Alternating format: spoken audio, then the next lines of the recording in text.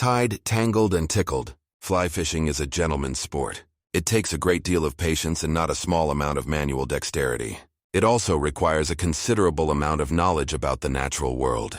To do it right, you need to understand entomology, seasonal changes, and the cycles of the moon, along with the ways of fish. The time needed to become a proficient is no small commitment. It can take years to master the art of fly fishing.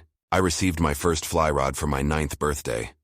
Having already proven myself truly passionate about the sport, this simple gift became my most prized possession. However, it was some years before I became any good at the endeavor. This story is about some of the frustrations and joys of learning the art of fly fishing. I moved west to Colorado at the age of 18, leaving behind the congestion of the East Coast for the carefree outdoor life of the West. Once there, I made the acquaintance of several true fly fishing purists, who proceeded to teach me the intricacies of the sport. I soon learned that I knew very little about fishing, and had to work hard to grasp the finer points. My lessons started on the South Platte, and soon was visiting that special river, on solo expeditions to practice my technique, more often than I should admit. In the beginning, I had very little luck and seemed to spend most of my time becoming adept at getting my line tangled, hooking trees, and undoing messy knots. One night was particularly frustrating. I had gone to the river, set up camp in my usual spot, and once again began attempting to master the art of fly fishing. After several hours of torturing myself by splashing the water with bad casts, scaring off fish, watching them scatter in the crystal clear water, I finally was able to lay down my fly with a near-perfect cast. The line rolled out straight, and the fly dropped gently right in front of a pod of rising fish. Then, much to my surprise, a big rainbow's nose popped up and slurped in my Dafrum 16 parachute atoms. That's when the trouble began. My inexperience made me slow at handling the line and unable to keep it taut. The fish proved uncooperative. It headed upstream, then came straight back at me, and swam right between my legs. Standing in the middle of the river with a rather strong current, it was impossible to lift my leg over the line. This would have been awkward enough if the feisty rainbow hadn't begun swimming circles around me, effectively tying my legs together. As the line shortened, the fish became more frantic and began to jump out of the water. One of the leaps brought the line up and over my cowboy hat, which then was pulled down over my eyes, and forced me to bow my head in an unnatural position with my chin on my chest.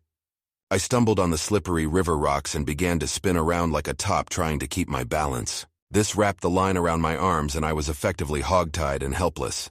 The fish was now less of a concern as I focused on trying not to drown. With my feet bound together, I started to hop toward shore. The fish, still with plenty of fight left in him, kept swimming around me, and I had that unnerving feeling a bug must experience as a spider wraps its thread of death around its helpless prey. The trout then jerked, the fly came loose, and the hook came straight at me, sticking right into the patch of sheepskin on my vest. Turning my head caused several hooks lodge themselves into my cheek, ear, and chin, adding to my discomfort. I then fell over. My head was under the frigid water, so I wormed my way over the river rocks like a caterpillar, while holding my breath. I worked my way towards the bank, occasionally porpoising to steal a gulp of air.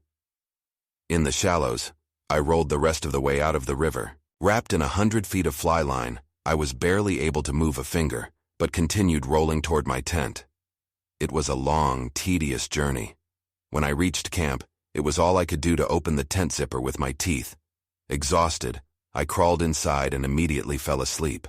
I awoke early the next morning in agony. Apparently, my struggles to get back to the tent, I'd had wallowed through a patch of poison ivy. This torture was magnified by the fact that I'd neglected to close the tent, which had filled with mosquitoes. I'd spent the night as an all-you-can-eat buffet and had bites on top of my poison ivy blisters. As I began writhing and squirming in itchy torment, I exacerbated the situation by kicking free the tent posts, so the canvas roof came down around me. The game warden found the untidy bundle several hours later. My kicking had stopped, but was still occasionally moaning. That's how the law found me. It took some time for that ranger to untangle me from my tent, and even longer to untie the fly line. It was hard for the stoic man, in his uniform and wide-brimmed hat, to keep from laughing at my predicament. My mosquito bites and poison ivy blisters had swelled my eyes shut, but I could hear his chuckles and the hilarity in his voice. By the time I finished my explanation, he was prostrate with mirth. Later, still grinning, the game warden wrote me a ticket for fishing without a license. I thanked him begrudgingly for the rescue as I began to pack my things, scratching my swollen, bumpy everything constantly. Stepping on the hornet's nest didn't help. These days I am a much more experienced fisherman, and now I laugh at myself when I remember the incident. Needless to say, my skill with a fly rod was earned the hard way, but those hard lessons learned have taught me to always smile through life's adversity.